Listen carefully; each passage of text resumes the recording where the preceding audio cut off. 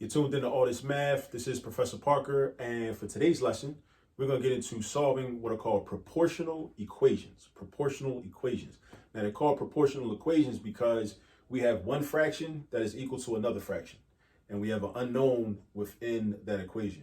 Before I do that, though, I want to make sure you're subscribed to the YouTube channel. So go ahead and hit the subscribe button. Make sure you subscribe to the YouTube channel. And also, I want to give a shout out to the ancestor, the Honorable Marcus Mosiah Garvey, for this quote that is on my t-shirt that you'll be able to see as you watch this video, right? And also the good people at dangerousnegro.com who created this t-shirt and sold it, and I was able to grab it. So shout out to them as well. All right, so let's get started. Take a look at what we have here. We first want to read the problem, understand what we have in front of us. And before we even get started really doing the actual mathematical steps. So we start with 7x plus 15 over 3, or divided by 3, is equal to 5x plus 10 over 2, or divided by 2. All right. Now, know what your goal is. Your end goal, always start with your end goal, right? Our end goal is to solve for x. But there's an issue. You have x in two different places. So at some point, what we're going to have to do is consolidate those two different x's in two different places. And what we're going to have to do is we're going to have to put them into the same place. Right? All right. So what's going to happen is one of the things I want to do is I want to get rid of these fractions, right? We start out with fractions, but we don't need to keep fractions, right?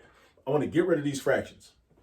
So one of the ways to do that is to cross multiply, meaning like Malcolm X, we go in a diagonal direction. So we want to do this numerator times this denominator. And I want to do this numerator times this denominator. So you see, we cross multiply, right? So what I'm going to do on my next step is I'm going to have the product of this numerator and this denominator on one side of the equation. Then I'm going to write my equal sign. Then I'm going to have the product of this numerator and this denominator on the other side of the equal sign. So it's going to look like this. It's going to look like 7x plus 15, but I got to put it in parentheses, though. Times 2. The 2 don't got to go in parentheses, really, but I'm going to just do it just to be doing it. Equals this quantity, 5x plus 10 times 3. So for all the people, shout out to all the people that hate fractions and don't like fractions, don't like to see fractions. They, start itching and feeling uncomfortable whenever they see a fraction. Shout out to all y'all, because I just got rid of the fractions for you. So if you was watching this video and you hate fractions and you got a little uncomfortable, cool, the fractions are gone. Look, see, they're gone. You can always use the cross product property to eliminate fractions if you ever need to. All right. Now, the next thing is, so I set up and I wrote out what I'm going to do, but I didn't actually do what I was doing, meaning I didn't do the actual multiplication using the distributive property. I'm going to do that next. So now I want to do 7x times 2, which is going to give me 14x. And I also want to do 15 times 2, which is going to give me positive 30. So make sure you understand how this turned into 14x plus 30. 7x times 2, 15 times 2. The 14x came from 7x times 2. The 30 came from 15 times 2.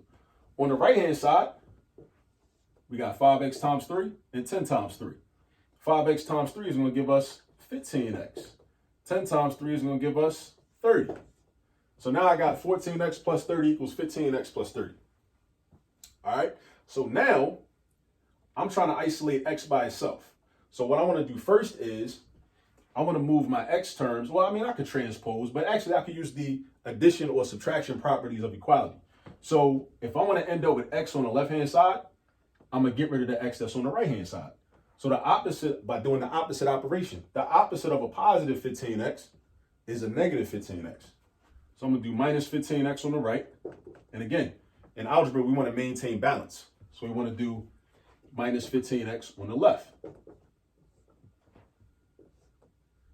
Cross that out. 14 minus 15 is negative 1. So that's just negative x. Bring down the plus 30. Write your equal sign. And then write your 30 over here. This is not underneath of this, but this is just the 30 coming over there. See? All right, now, I want to isolate the negative x by itself first. So I'm going to get rid of this 30. So what's going to happen is I'm going to subtract 30 on the left. And in order to maintain balance, I want to also subtract 30 on the right. That cancels out. And look, we got 30 minus 30 on both sides. So we end up with 0. So, but that's negative x though, right? So we got negative x is equal to 0. So if negative x is equal to 0, I don't want to solve for negative x. I want to solve for x. So this negative sign really represents a negative 1. So it's like saying negative 1x equals 0. So I need to eliminate that too. So that's like saying negative 1 times x. So the opposite of multiplication is what I need to do. So I'm going to do division. So I'm going to divide that by negative 1. And also, remember, balance. If I do it on the left side, I'm going to also do it on the right side. So I'm going to do divided by negative 1 on the other side. So now that's going to give me, let's go up here, x equals 0. Because 0 divided by anything is still 0. So I got x equals 0. Now, I'm confident that that's the answer, but we should always, as a habit, always check our work. So let's check this. Go back to the original problem that I originally wrote on the board. Substitute in 0 for x wherever you see it. So 7 times 0 is 0. 0 plus 15 is 15.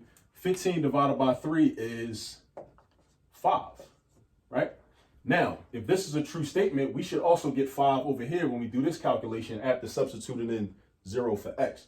5 times 0 is 0. 0 plus 10 is 10. 10 divided by 2 is also 5. So 5 does equal 5, reflexive property. So that means, what is that? Identity property. It's one of those two, either reflexive property or identity property. I need to look that up. But that means that this is correct either way. So again, we talked about balance. That goes back to the principles of Ma'at from ancient Kemet. Now we're talking about establishing the truth. That goes back to the principles of ancient Kemet, the principles of Ma'at from ancient Kemet as well. So this is proof that x does in fact equal 0. And this is how you solve, but this is one of the ways that you can solve a proportional equation. So again, if you haven't subscribed to the channel, please hit the subscribe button, subscribe, like the video, share the video, tell some people about it, send it to their phone. You know, if you benefited from it, it's a great chance that somebody else will benefit from it too. You know, again, shout out to Marcus Garvey, Marcus Mosiah Garvey, and Universal Negro Improvement Association and African Communities League.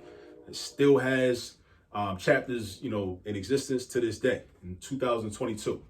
And as always, as I always say, do remember, there's all this math all around you. Peace.